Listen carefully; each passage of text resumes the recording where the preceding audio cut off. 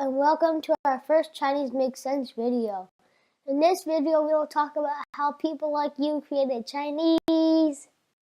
To better understand Chinese, what we want you to do is to imagine that you're the smartest person and the leader of your ancient tribe thousands of years ago, and you need to create a language. It might be similar to Chinese. Example, what will you do to describe moon, sun, and bright? Pause for a minute and think about how you would do this. Now it's time to compare your idea to the person who created Chinese idea. Now I don't know what you wrote, but this is what ancient Chinese people wrote as moon. Now you can compare it to yours. They might be similar. And this is how modern people write moon in Chinese. By the way, you don't have to remember the ancient Chinese, but of course if you want, you can remember it because, well, obviously it looks better than modern, don't you think? And this is how ancient Chinese people wrote sun. And this is how modern people write sun. Now you can see the similarities in ancient Chinese and modern Chinese. Once again, you don't need to really remember ancient Chinese, but you can compare it with yours and see how similar they are. But bright is a little bit more tricky. How do you draw it on paper? I mean, of course they didn't have electricity, so they couldn't draw a light bulb because they have no idea what it was. So they just took the two things that they knew were bright and just pushed them together. And the two things happened to be moon and sun. If you think it makes sense, now you can figure out why our name is Chinese Makes Sense, because it does. And this is bright in modern Chinese. Same simple concept. Oh, and I almost forgot. The pronunciation for moon is 月 sun is 日 and bright is. 明 Hopefully by now you have some sort of idea about the formation of Chinese characters. So from Wikipedia, they'll teach you Chinese by just showing you a bunch of scientific nonsense you need to memorize. But in our movie series, we will show some pictograms and explain how characters are formed if we know the answer. And our goal is to show that many characters make sense. Now let's create some Chinese characters. This is up in ancient Chinese, and this is in modern Chinese. Now we'll see this is the new line on modern Chinese. You can kind of think of it as an arrowhead.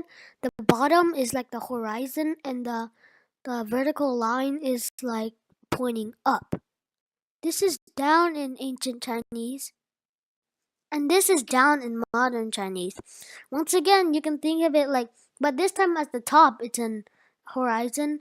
The vertical line is pointing down, and the weird line on the side is pointing like an arrowhead. And this is one in ancient Chinese, and this is one in modern Chinese. Now it's pretty obvious you can guess what 2 and 3 are. Now, the pronunciations are for up is, 上 down is, 下 1 is, 一 2 is, 二 and 3 is 三 3. Now we have a question. Since you know how to write 1, 2, and 3, how do you write 1,000 or 1,000,000? Enjoying it? Let's create more. This is mountain in ancient Chinese. And this is mountain in modern Chinese. Now you can see the horizon line is still at the bottom. It's just the central mountain is just a long line, and the two others are smaller lines. This is water in ancient and modern Chinese. Now look, the ancient Chinese kind of looks like a river, like the central water flow and some other air bubbles. In the modern Chinese, they just make it a little different, so you don't have to draw as complex things. Now for fire, the simple ancient Chinese is just fire, but in the modern Chinese, the bottom part, when it breaks apart and goes opposite directions, it's kind of like the campfire is wood, and like the upper part is like the fire. You see, this is what I'm talking about, like the two sticks of wood. And speaking of wood, this is wood in ancient Chinese and modern Chinese. So for ancient Chinese, they're like roots on the bottom one. There's like a trunk straight up, and then there are branches.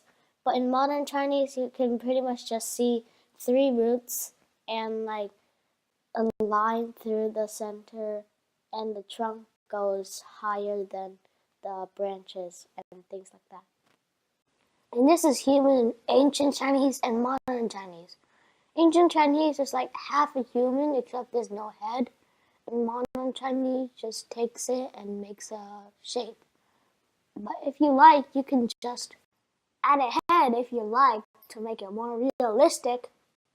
Oh, and the pronunciations for all these characters are mountain is, 山 water is, 水 fire is, 火 wood is, 木 and human is. 人 Now it's time to make use of what you just learned. So I think a lot of people know this person from the Houston Rockets basketball team. His name is Yao Ming. Yao is his last name, and we can now break it apart. 女 on the left side means woman. 赵 on the right side means million. But Yao is just a normal last name, no special meaning. And Ming, the one we just learned, is his first name. So basically, his name is kind of like millions of women like this bright star. Here are some reasons why learning Chinese is not hard. Some people say that it is hard, but we don't think so, because more than 1 billion people use it well. How hard can it really be?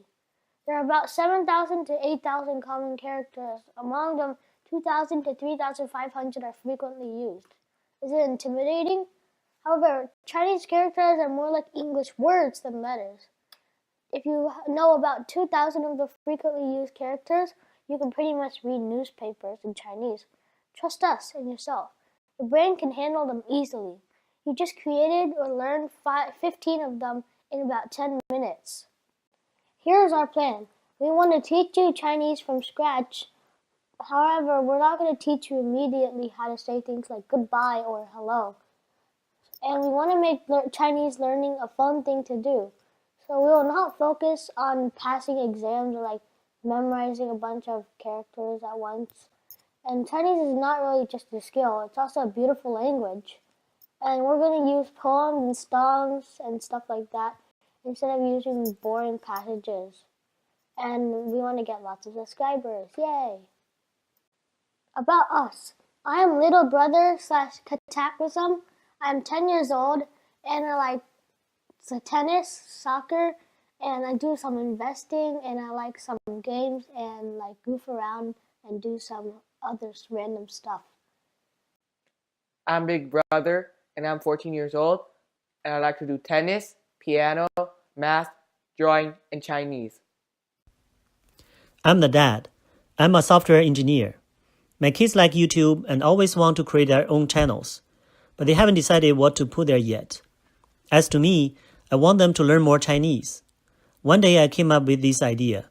Why not put publishing YouTube videos and learning Chinese together? So here it is, our Chinese Makes Sense channel. And behind the scene, there's a supporting mom.